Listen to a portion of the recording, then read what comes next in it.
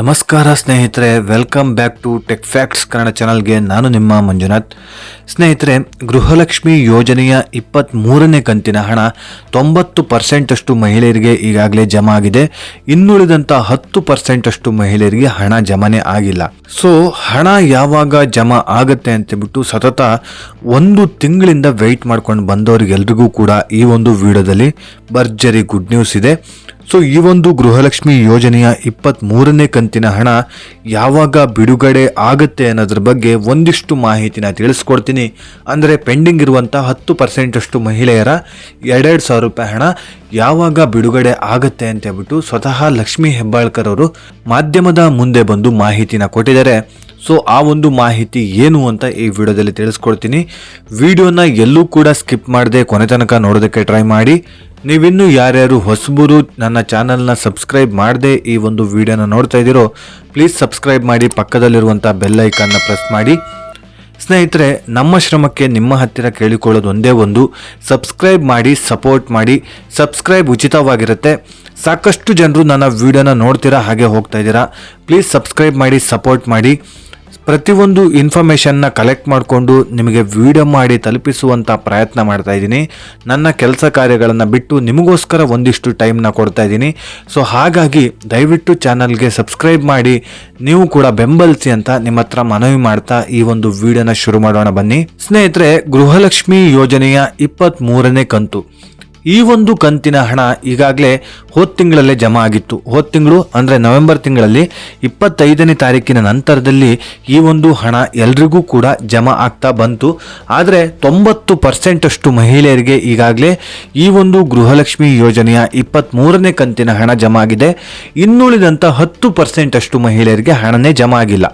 ಆ 10% ಅಷ್ಟು ಮಹಿಳೆಯರು ಯಾವಾಗ ಹಣ ಜಮಾ ಆಗತ್ತೆ ಅಂತ ಬಿಟ್ಟು ಕಾಯ್ತಾ ಇದ್ದೀರಾ. ಪ್ರತಿಯೊಬ್ಬರು ಕೂಡ ನನ್ನ ಕಾಮೆಂಟ್ ಸೆಕ್ಷನಲ್ಲೂ ಕೂಡ ಕಮೆಂಟ್ ಮಾಡ್ತಾ ಇದ್ದೀರಾ, ಸರ್ ನಮಗೆ 23ನೇ ಕಂತಿನ ಹಣನೇ ಇನ್ನೂ ಬಂದಿಲ್ಲ, ಈ ಜಿಲ್ಲೆಯವರು ಅಂತೇಳ್ಬಿಟ್ಟು ಜಿಲ್ಲೆ ಕೂಡ ಮೆನ್ಷನ್ ಮಾಡಿ ಕಮೆಂಟ್ಸ್ ಮಾಡ್ತಾ ಇದ್ದೀರಾ.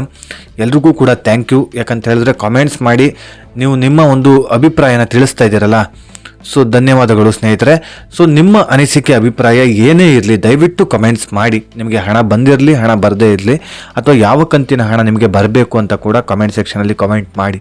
ನಿಮ್ಮ ಅನಿಸಿಕೆ ಅಭಿಪ್ರಾಯನ ಹಂಚಿಕೊಳ್ಳೋದಕ್ಕಂತಲೇ ಆ ಒಂದು ವೇದಿಕೆ ಇರುವಂಥದ್ದು. ಹಾಗಾಗಿ ದಯವಿಟ್ಟು ಕಮೆಂಟ್ಸ್ ಮಾಡಿ. ಸ್ನೇಹಿತರೆ, ಈಗಾಗಲೇ 10% ಅಷ್ಟು ಮಹಿಳೆಯರಿಗೆ ಏನಕ್ಕೋಸ್ಕರ ಹಣ ಜಮಾ ಆಗಿಲ್ಲ ಅಂತೇಳ್ಬಿಟ್ಟು ಮೊದಲನೇದಾಗಿ ತಿಳ್ಕೊಳ್ಳೋಣ. ಟೆಕ್ನಿಕಲ್ ಇಶ್ಯೂ ಸರ್ವರ್ ಸಮಸ್ಯೆಯಿಂದ ಈ ಒಂದು 10% ಅಷ್ಟು ಮಹಿಳೆಯರಿಗೆ ಹಣ ಜಮಾ ಮಾಡೋದಕ್ಕೆ ಸಾಧ್ಯ ಆಗಲಿಲ್ಲ ಅಂತೇಳ್ಬಿಟ್ಟು ಸ್ವತಃ ಲಕ್ಷ್ಮೀ ಹೆಬ್ಬಾಳ್ಕರ್ ಅವರು ಹೇಳಿದ್ದಾರೆ. ಸೊ ಹಾಗಿದ್ರೆ ಓಕೆ, ಟೆಕ್ನಿಕಲ್ ಇಶ್ಯೂ ಸರ್ವರ್ ಸಮಸ್ಯೆ ಆಯಿತು, ಆದರೆ ಅವ್ರಿಗೆ ಹಣ ಬೇಡವಾ? ಹಣ ಬೇಕು. ಆದರೆ ಯಾವಾಗ ಹಣ ಜಮಾ ಮಾಡ್ತಾರೆ? ಸೊ ಈ ಒಂದು ಟೆಕ್ನಿಕಲ್ ಇಶ್ಯೂ ಆಗಿರ್ಬೋದು, ಸರ್ವರ್ ಸಮಸ್ಯೆನ ಸರಿಪಡಿಸಿ ಈ ಒಂದು ತಿಂಗಳ ಎಂಡಿನಲ್ಲಿ ನಿಮಗೆ ಗೃಹಲಕ್ಷ್ಮಿ ಯೋಜನೆಯ 24ನೇ ಕಂತಿನ ಹಣನ ನಾವು ಬಿಡುಗಡೆ ಮಾಡ್ತಾ ಇದ್ದೀವಿ. ಸೊ 24ನೇ ಕಂತಿನ ಹಣ ಬಿಡುಗಡೆ ಮಾಡುವಂಥ ಟೈಮಲ್ಲಿ 23ನೇ ಕಂತಿನ ಹಣ ಯಾರ್ಯಾರು ಪೆಂಡಿಂಗ್ ಇದೆಯೋ ಅಂಥವರ ಪೆಂಡಿಂಗ್ ಹಣ ಪ್ಲಸ್ 24ನೇ ಕಂತಿನ ಹಣ ಎರಡೂ ಸೇರಿ 2,000 ರೂಪಾಯಿ, ಟೋಟಲ್ ಆಗಿ 4,000 ರೂಪಾಯಿ ಜಮಾ ಮಾಡ್ತೀವಿ ಅಂತೇಳ್ಬಿಟ್ಟು ಲಕ್ಷ್ಮೀ ಹೆಬ್ಬಾಳ್ಕರ್ ಅವರು ಹೇಳಿದ್ದಾರೆ. ಹಾಗೆ CM ಆಗಿರುವಂಥ ಸಿದ್ದರಾಮಯ್ಯನವರು ಕೂಡ ಹೇಳಿದ್ದಾರೆ. ಮೊನ್ನೆ ಹಾಸನದಲ್ಲಿ ಒಂದು ಸಭೆ ಇತ್ತು, ಆ ಒಂದು ಸಭೆಯಲ್ಲೂ ಕೂಡ CM ಆಗಿರುವಂಥ ಸಿದ್ದರಾಮಯ್ಯನವರು ಹೇಳಿದ್ದಾರೆ. ಸೊ 23ನೇ ಕಂತಿನ ಹಣ ಯಾರ್ಯಾರಿಗೆ ಪೆಂಡಿಂಗ್ ಇದೆಯೋ ಅಂಥವರ ಹಣ ಎಲ್ಲದೂ ಕೂಡ 24ನೇ ಕಂತಿನ ಹಣ ಜಮಾ ಮಾಡುವಂಥ ಟೈಮಲ್ಲಿ ಒಟ್ಟೆ ಜಮಾ ಮಾಡ್ತೀವಿ ಅಂತೇಳ್ಬಿಟ್ಟು ಭರವಸೆನ ಕೊಟ್ಟಿದ್ದಾರೆ. ಸೊ ಲಕ್ಷ್ಮೀ ಹೆಬ್ಬಾಳ್ಕರ್ ಅವರು ಕೂಡ ಭರವಸೆನ ಕೊಟ್ಟಿದ್ದಾರೆ. ಅತಿ ಶೀಘ್ರದಲ್ಲೇ ನಿಮಗೆ 23ನೇ ಕಂತಿನ ಪೆಂಡಿಂಗ್ ಇರುವಂಥ ಹಣ ಜಮಾ ಆಗತ್ತೆ. ವೆಯ್ಟ್ ಮಾಡಿ. ಯಾರೂ ಕೂಡ ತೀರಾ ತಲೆ ಕೆಡಿಸ್ಕೊಳ್ಳೋದಕ್ಕಂತ ಹೋಗಬೇಡಿ.